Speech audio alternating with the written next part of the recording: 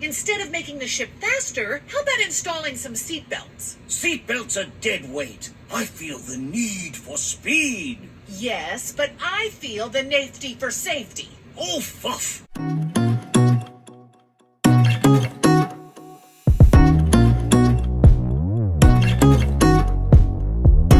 Do you want help with electrical? Okay, all set. Hi guys, welcome to our kitchen table. I know a lot of you do your Jeep work in your house and on your kitchen table, and so, well, we're going to do some of it here today. This is staging for the remainder of phase 4. I've done a lot of work on Penny, we all have, and one of the remaining parts is to do the creature comfort side of the house. We've done safety, we've done capability, we've done all that. Now's the time to actually kind of go after the fun stuff, now that the hard stuff is done. Not to say this isn't going to be hard. I'm hearing a lot of complaints about electrical connections, right, Kenneth? Okay, so here's what we have planned. First off, we're going to start at the back of the rig and we're going to work our way forward. First off, rigid lights.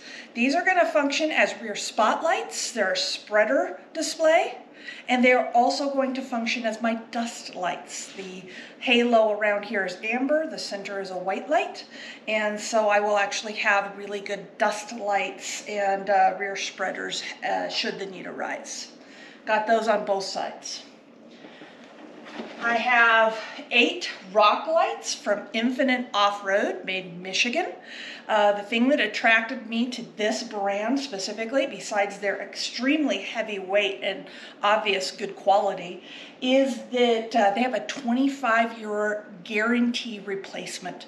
Basically, you slam these suckers on a rock, send it back, they will send you another one. Haven't had a chance to try that yet. These things are still in the box, and I bought them last spring. That's why the box is all dusty. But so excited that we're finally to a point where we're going to be able to install them, and I can go on night runs. Placement on these is going to be all kinds of fun, given it's a TJ tub that's been stretched. We're still trying to figure out where all 8 of these lights are going to go. On the B to C pillar is going to be these bad boys. 8-inch speakers. These twist or swivel 365 degrees. So I will be able to mount them on the roll bar, and we will be able to get some nice tunage out of Penny. Well, also, I mean, why drive nice speakers with a stock head unit? Alpine is going to be providing the control system for the for this. Basically, my requirements for a head unit are very different than Kenneth's. They may be very different than yours as well. I wanted Sirius XM. I listen to Sirius XM on the trail, and I like it. I use it quite a lot. And I wanted a touch screen with cameras. This one does have a rear-facing camera, but we're not exactly going to be using it that way, are we, Kenneth? No, and the immediate plan does not include use of the rear camera. We are utilizing the forward-facing camera. We'll tell you about that here in a little bit. But Kenneth has other requirements. He's getting a head unit for his, we haven't shared with you yet, project that is going to be a Android base that he can actually run an app that shows the vehicle dash cluster. Pulls all of the OBD information and brings it up. The app is Torque, and the fact that the head unit runs Android natively means it can run all of those Android applications to provide the in-vehicle diagnostics and in-vehicle integration. I love that idea. I probably should have done that with Penny, but at this time, no, we didn't go that route. So in order to fit the double din, I needed the Metra double din. You can get this basically anywhere. Quadratech sells it. Northridge 4x4 sells it. I happen to have got it off of Amazon, I believe through Quadratech. And also, we have a new switch panel. This is going to slot in through here. The panel itself is Custom 3D Fab, and you may remember Custom 3D Fab did my dome light fixture that I put KC lights into. This one has switches already set up through CH 4x4. Some of these are custom switches. Some of them they're off-the-shelf ones. I just set it up to be the way that I wanted it. They are rocker switches. And so this is going to get all wired in as well, and it's going to replace the factory rocker switches that I have in place right now. And those 11 switches give kind of an idea what we have in mind in terms of the overall project. And yeah, we'll get into how we're going to wire those a little bit later.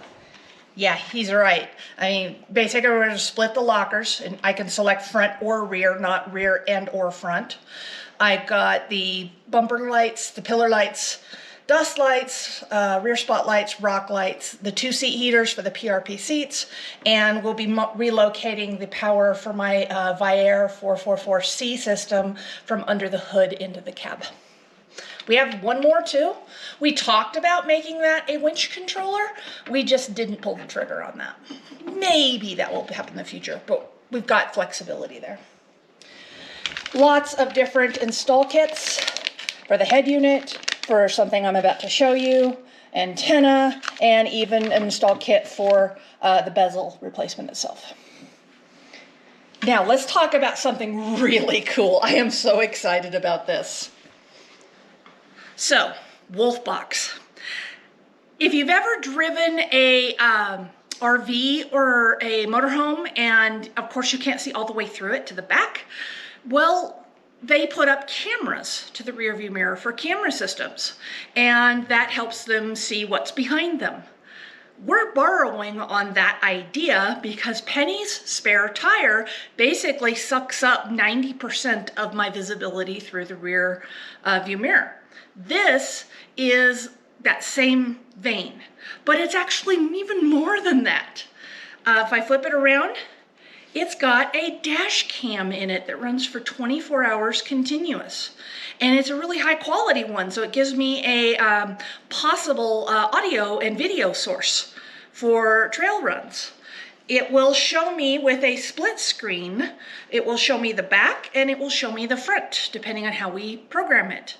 The idea is that it's going to be my rear facing camera, because this will make it so that I can actually see around that spare tire and see everything going on really well. Really, this is probably the thing of all this whole table of stuff that I am most excited about. Because I think I'm going to ask the guys to raise my spare tire up a little bit, give me a little bit more storage. Yeah, Kenneth's shaking his head behind the camera. It's already all the way up. Darn it. Okay, so still on cameras, we have this little guy from Pixelman. And what this is going to be for is that Roy and Kenneth have something on me that I don't have, and that is that front-facing camera that allows them in their JLs to see the rocks underneath their front tires. Well, this is going to give me that same basic functionality. It's going to let me use a pipe into the head unit to see how, whether I need to make a turn or where a rock is or what I'm hung up on, all that kind of stuff, and help me basically learn better. Because if you can't see it, you can't learn from it until you've hit it and bent something. And I'm getting really good at that. So we're going to try to make the use of technology to be a better wheeler in that regard. So on the pillars and the bumpers, I have more rigid lights. These are the DSS Pros.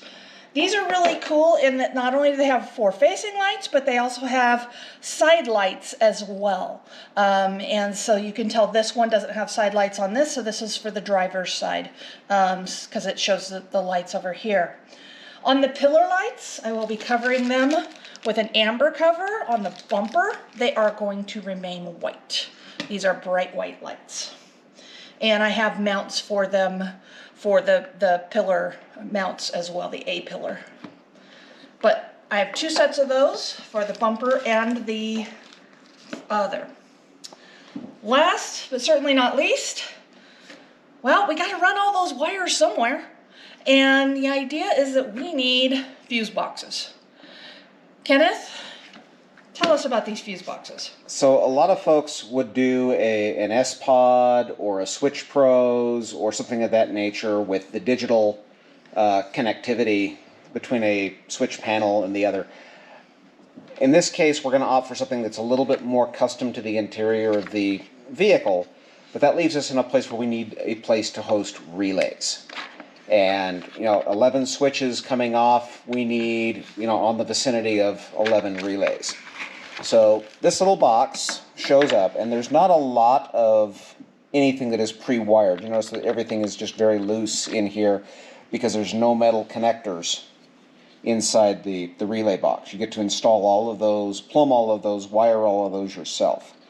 But what this will do for us is allow us to bring the wire in, install a fuse, and then, as appropriate, bring power to 11 relays inside the box that will be triggered by the 11 switches inside the cab.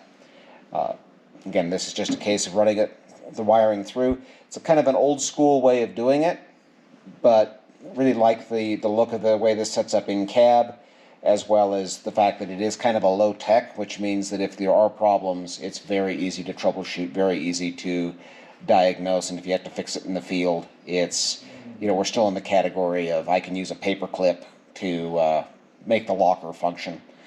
What we will do with this is we'll actually leverage the smaller relays for the vast majority of the LEDs, things like that. We'll use the two big ones for the high draw units of the two air compressors. This is, like I said, it's a nice sized unit for 11 relays and all the fuses to support that.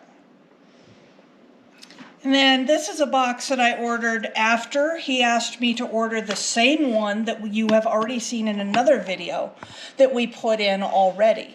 And you remember we had to fab up a custom bracket for that one and such. And so we were thinking, wow, where are we going to put the second one? Go ahead and open it up. Let's set this over here. Okay. So comparing the size of these two is really what this comes down to. For this application, we were going to just add a second box, and the initial box I don't know how to open that. wasn't going to provide what we needed.